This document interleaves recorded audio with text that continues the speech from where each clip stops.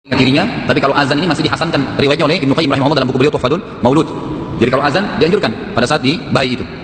Pertanyaannya, adakah azan yang lain seperti di Indonesia dikerjakan kalau jenazah diturunkan ada azan di kuburan? Atau misalnya lagi ada pesawat yang goncang, biasanya ada orang yang azan. Atau sedang meruqyah orang yang kerasukan jin pakai azan. Semuanya tidak ada jemaah sekalian. Assalamualaikum warahmatullahi wabarakatuh.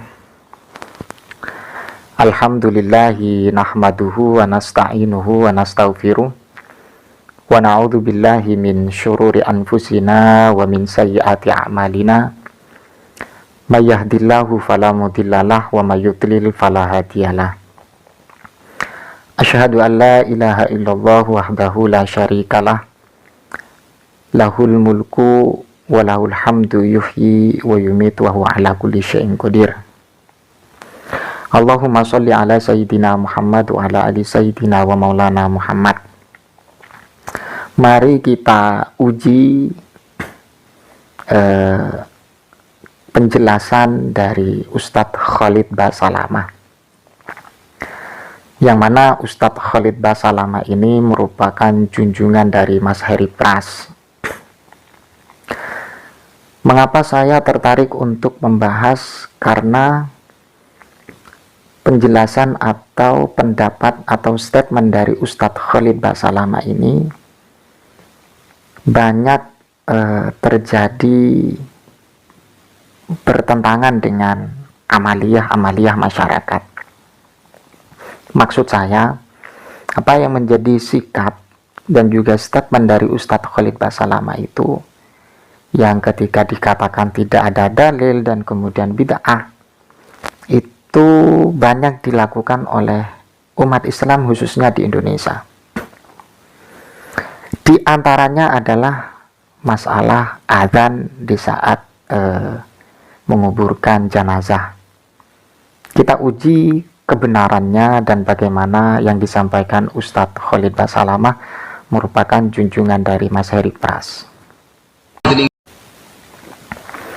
Jadi seperti itu ya. Kita pahami bahwa menurut Ustadz Khalid Basalamah tidak ada dalil yang kuat atau tidak ada keterangan hadis ataupun dari Al-Quran tentang masalah adzan dalam menguburkan jenazah. Perlu saya sampaikan, tidak semuanya kita menghukumi persoalan yang terjadi di kalangan masyarakat itu harus dengan Al-Quran dan hadis. Saya ulangi lagi, tidak semuanya yang kita hukumi persoalan yang terjadi di masyarakat itu harus dengan hadis dan Al-Quran, tidak seperti itu. Kalau kita menghukumi dengan Al-Quran dan hadis, maka semuanya akan menjadi berantakan. Amalan ini tidak ada dalam Al-Quran. Amalan ini tidak ada amalan dalam hadis. Lah, mengapa demikian? Karena kapasitas kita untuk mengkaji hadis dan Al-Quran itu butuh proses yang mengikuti mekanisme para ulama. Tidak terburu-buru menghukumi pekerjaan dan juga amaliyah masyarakat. Kalau kita memahami Al-Quran, maka kita butuh tafsir. Kalau kita memahami hadis, kita butuh syarah hadis.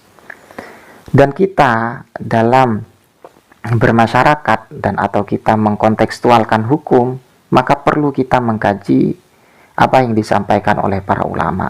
Di antaranya adalah mazahib al-arba'ah atau al-a'immah al-arba'ah. Dan kemudian mazahib atau al-a'immah al-arba'ah itu juga diteruskan oleh para ulama-ulama kita. Ada mujtahid fatwa, ada mujtahid madhab, dan seterusnya. Jadi seperti itu, agar kita tidak kacau memberikan keputusan hukum kepada masyarakat. Kembali kepada poin, bahwa apa yang menjadi amaliyah masyarakat atau apa yang menjadi pekerjaan masyarakat terkait dengan masalah adzan di saat pemakaman jenazah ini terjadi perkhilafan antara para ulama.